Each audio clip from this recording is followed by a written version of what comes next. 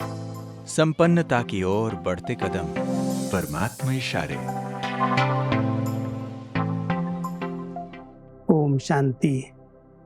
दुनिया में जिसे सर प्रकार की प्राप्तियां होती हैं उसको लोग कहते हैं ये बड़ा खुश नसीब है। लेकिन संगम युग पर ब्राह्मण आत्माओं से बड़ा खुश नसीब कोई हो ही नहीं सकता, क्योंकि एक परमात्मा के साथ हमारे सब संबंध हैं, उनके साथ संपर्क है, उनके साथ सच्चा स्नेह है, उनसे सर प्राप्तियां हैं, उनके वरदान मिले हुए हैं। संगम युग की ब्राह्मण आत्माएं सबसे बड़ी खुश नसीब आत्माएं हैं।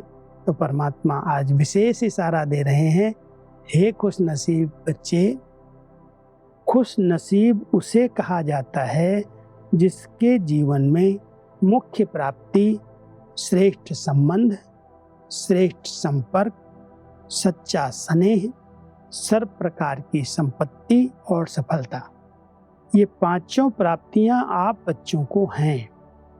आपका अविनाशी बाप के साथ संबंध और संपर्क है, सर्व संबंधों का स्नेह भी एक से प्राप्त है और अविनाशी संपत्ति से भी भरपूर हो।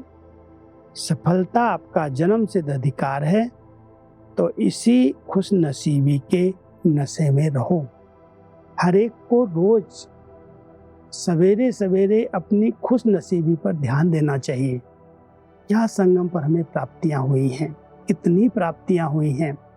जो जीवन की आवश्यक चीजें हैं, जो आवश्यकताएं हैं, वो सब प्राप्तियां हमें संगम पर हो रही हैं। एक परमात्मा के साथ कभी अविनाशी संबंध खंडित नहीं हो सकता, क्योंकि एक के साथ अविनाशी पिता के साथ संबंध और संपर्क है, उनसे हमें अविनाशी स्नेह प्राप्त हो रहा है। और संपत्ति तो अखुट प्राप्त ज्ञान की है, गुणों की है, शक्तियों की है, श्रेष्ठ चरित्र की है। और सफलता तो हर कदम पर समाई हुई है। सफलता हम सबका जन्म सिद्ध अधिकार है। तो ये जो पांचों प्राप्तियां दुनिया के अंदर अगर किसी को हो जाए तो उनको खुश नसीब मानते हैं, लेकिन ये प्राप्तियां सबको नहीं हो सकती। आज संबंध अच्छे हैं, कल संबंध विच्छेद हो जाते हैं। आज स्नेह देते हैं, लेकिन उसमें स्वार्थ है और स्वार्थ के कारण वो सच्चा स्नेह नहीं रहता, इसलिए वो खुश नसीबी का अनुभव नहीं कर पाते।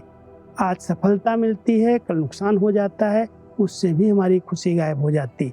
परमात्मा ने हम सब बच्चों को अविनाशी प्राप्तियां कराई हैं, इसलिए कहते हैं बच्चे, तो मेरे बच्चे बहुत बहुत खुश नसीब हो जिनको ये सर्व प्राप्तियां संगम पर हुई हैं।